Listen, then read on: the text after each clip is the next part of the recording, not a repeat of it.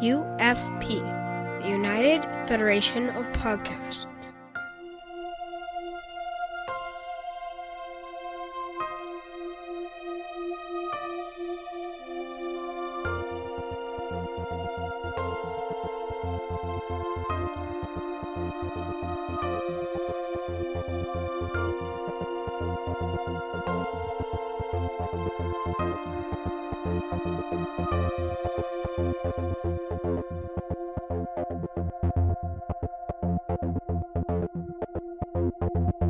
Welcome, listeners, to another episode of All Good Things, a Star Trek Universe podcast on the United Federation of Podcasts. I'm your host, Patrick Devlin, and once again, joined with me is not Amy Nelson. She is gone for a second week in a row on the Star Trek cruise. I am still very, very, very jealous. I'm here dealing with back pain. She's having the time of her life. I don't think this is fair, but I get to have a conversation with one of our listeners, which honestly, I think I'm starting to just aim me out here on this win. I'd like to introduce Kevin Parlagrco. Kevin, how are you? I'm good. We're doing real good. I'm excited to be here.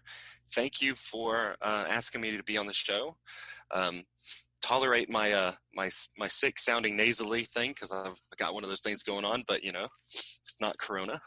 It's all right. Yeah, exactly. So we're all good. And we're still like 4,000 miles apart or something. So you can't catch it through the computer, I heard. No, it's not a computer virus. This isn't Discovery. It's not Discovery. You can find the network on Twitter and Facebook at UFP Earth. And if you'd like to send us an email, you can message the network at contact@UFP Earth. So, Kevin, before we go on to the episode itself, give a little history of your background with Star Trek in general. Okay, so I was introduced to Star Trek when I was visiting relatives on Long Island. They had a whole bunch of the original series on VHS, okay, back when VHS was still a thing. So I was probably about 7 years old. And they just told me, they said, if it's on video, you can watch it. Just take it and watch it. And I had nothing to do. And so I just put episode after episode in and watched lots of Star Trek. Came back home to Georgia from that trip, and Star Trek was on the local television station called TBS, and I used to watch it every night at 7:00. And shortly after that, The Next Generation came along, and my mother was a Star Trek fan, and we started watching The Next Generation together, and it just grew from there. It's just, Star Trek's always just been one of those things that's been a part of my life. It's just Star Trek and Superman as far back as I can remember. That's pretty awesome. And one of the great things about Star Trek is so many people have the same story you do. A family member got me into it. A best friend got me into it. I watched it with my mom. I watched it with my dad. I personally watched it with my dad and my grandmother. So, it's always Star Trek has not just been a great show with great messages. It's also brought families together, which used to be what TV did a long time ago. Not so much anymore because viewing habits have changed, and we don't they have things, like TGI Friday anymore where whole families sit down at one TV and watch. But Star Trek that was one of the things it did among other things, which is pretty awesome. Yeah. So, I do it with my girls. I got 3 daughters, and they've all been introduced to Star Trek at various stages. If you were to ask my 8-year-old what her favorite is, she would tell you the girl with the thing on her eye. Yeah, right. That's awesome. But she'll get there. Yeah, my 9 and 6-year-old have watched. My 6-year-old, she cares more about my wrestling than my Star Trek, but my son kind of likes both now, so that's cool. I watched the on Amazon Prime. I put Glow. Glow? Yep, a great show. Yep, I put it on TV, and I showed my 8-year-old that too. And she scratched her head at that one a little bit. But. Well, you're down in Georgia, so you're pretty much in Flair country down there, WCW and NWA, but that's a whole other podcast. It really is. Although Ric Flair would have made a great alien in any of the shows. He would have. He really would have. And we've had wrestlers. We've had The Big Show. We've had Rock. They've been on Star Trek. We had Cody wasn't in Star Trek, but he was in The Arrow. He's a bad guy in The Arrow. And the guy who plays The Arrow was in wrestling. So there's all kinds of crossovers to be done there. I think there's lots of opportunities. Maybe they'll listen to this podcast to make some decisions. Well, Amy complained about how far behind the words were on the subtitles for the Right? closed captions, and that was fixed in a week. So Yeah, that was amazing. Ric Flair just got a contract. We haven't even released yet. Yeah, we want our royalties. Yeah, Call us Rick. 10%. We know how much money you're getting. So, but yeah. So, but yeah, I mean, so back to what we were saying. So it's good to have that kind of family dichotomy in Star Trek because it keeps you coming back to all the new stuff. Yeah, I mean, it is good, you know, and it gives us the opportunity to kind of sit down and address and talk about what the messages are and how it still relates. So many things, even in the original series, more so probably today than when it came out. All the more relevant. I completely agree, which I've argued is a bad thing, but not for the show. I mean, that's great, but the fact that society has moved kind of backwards. Yeah. In Star Trek's opinion, anyway. In at least Star Trek's opinion. And we should have gotten a little farther ahead, but that's another issue too. And, anyway, so about this episode, again, we start with a cold open that is once again a flashback.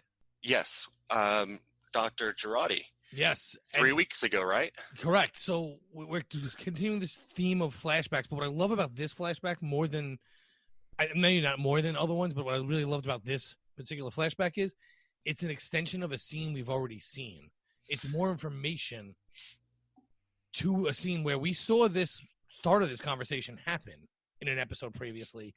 Yeah. And we have a time frame of how long these things are taking place. I mean, it's the first time that they've broken a scene up, I think, for the opening of the show. And we needed more information about what happened. I've enjoyed the way that they've kind of opened the show with these flashbacks and a couple of dream sequences, actually. Yes. I was so surprised when she made her turn and killed off Maddox. I was really in her corner. I was really enjoying her. I think Amy was probably just as surprised as I was. I mean, but the mind meld, something about that mind meld makes me feel like there's foul play happening in that opening bit. Of course there is. I mean, if nothing else, she's coerced, right? She doesn't really believe in what she's doing, hence the back end of this episode, which we'll get to. Right. But, I mean, when Jurati was so nice and innocent, I said, well, maybe she's not. I kind of called that one. I was half joking. Like, I didn't foresee this, but I'm not that smart. But, like, not only did I kind of call that, because that's what Amy texted me. I said, so she's not so innocent anymore, because I don't typically watch these episodes till Friday or Saturday because of my work schedule. So Amy watched it Thursday and texted me, oh, I can't wait to talk to you about it, because she knew we weren't doing the podcast that week. So I ended up texting her in the middle of it going, well, she's not so innocent now, huh? No, she went right over the edge. Oh, yeah. Like she went from being like playful and sweet to, oh my goodness, she just killed someone. Someone she cared about at one point. Yeah, someone deeply she cared about. You know, so. and it wasn't like a bad breakup or something that had happened. You know what I mean? Like she wasn't killing an ex, you know, like Maybe for revenge. Well, true. But not for like revenge purposes. This is clearly we're going to get more from that scene of how that conversation went with Commodore O. Right. Commodore Ohm. And the Vulcan. Yes. But I also have to mention that, you know, at one point, you know, Jurati throws up after seeing the mind meld, after getting the mind meld. And I thought to myself, oh, well, Amy's throwing up too, because these stakes shot through the roof again. Whereas if these synths get to live, the whole universe is destroyed. Oh, my goodness. I wrote it down. I did in my notes, because I am 100% with you. I do not need stakes like the galaxy is going to explode, all sentient life. I was like, if I had hair, I would have been pulling it out. I just want something that's a little bit more grounded, and I can still get behind it. You know, this whole and even I don't know the name, but the bad Romulan later on in the episode says, "You just killed trillions of people." You know, it's like it doesn't have to be as far out as that. Oh, you're talking about the sister, right? The sister, yes. Narissa. Narissa. So you're talking about Narissa. Yeah, she does say that. And, well, here's the thing. So on Discovery, I constantly defended that fact that everything was these huge stakes. Honestly, I don't care either way. It doesn't kill me that they're making them this bad, but I understand why people are going insane that they do. The way I defended it there was you're not talking about the captain. And in order for it to be an issue that someone other than the captain has to be the one to fix it, it kind of has to be really big, or it could have been anyone on the crew, right? Right. So you make it really big so that you push it down on Michael Burnham to make it so important that Michael Burnham does it. However, in this show, we wouldn't care that Picard has to do it because it's Picard. Even though he's no longer a captain, he's no longer an acting admiral, he's no longer an acting member of Starfleet. But we would just look past it. The way I do defend it here is these are the stakes the Romulans believe will happen, not what the stakes really are. What the stakes really are for the show is the life or death of Soji, which isn't nearly as big as the universe. Right. Yeah. No, I agree with that. That obviously Soji's the point of the show, but the manipulation that's happening. I mean, Ken Tripp brought it up when we had him on, and what he had said was, he likens it to Armageddon from the Bible. So this is what the Romulans believe. It's not necessarily what's happening, depending on if you believe. I'm not going to get too philosophical about this, but if you believe that Armageddon is just a book in the Bible that's a story, he's relating it that way. But I gotta wonder if Commodore O has experienced it because she's shared it through the mind meld. She could have, or she could have implanted it. We can find out now that they can implant visions that aren't real. I mean, anything's possible. We haven't gotten enough information. I know they've never done that before. That doesn't mean they won't do it now. I don't like it when they reverse engineer things to make something make sense today.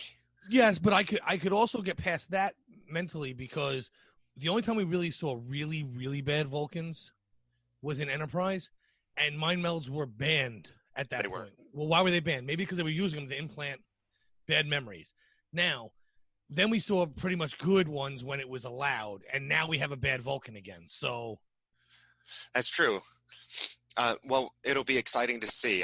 I definitely took a look at the sequences that they showed us with that mind meld. Did you have a second to look at them? I only watched through them. I mean, I saw the episode twice, but I didn't go back and watch them over and over. So I was curious. So I watched them over and over. And there's a circle with, I think I counted 11 or 12, what I'm going to assume are Vulcans. Okay. And one of them is off to the side. There's an image of a Vulcan.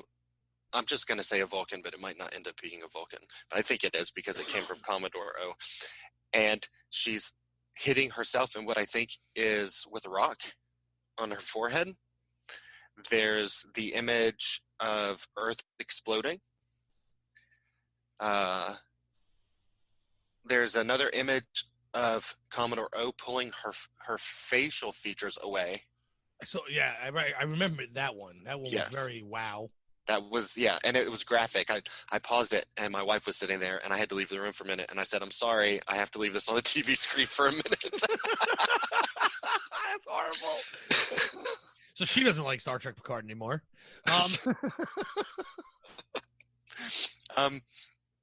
And then there's, again, another, what looks like a suicide shot to the head, but with a Romulan disruptor. Right. So you may be right that they're Vulcan in the 12 of them, the circle or whatever. It could also be Romulans, because she could have gotten these visions from Narissa to begin with. So it's so hard to understand where these visions even started from, because you have Narissa running and running Narek, but Narek's now pushing back, but not pushing back. And then there's obviously someone above all of these people that we haven't seen yet.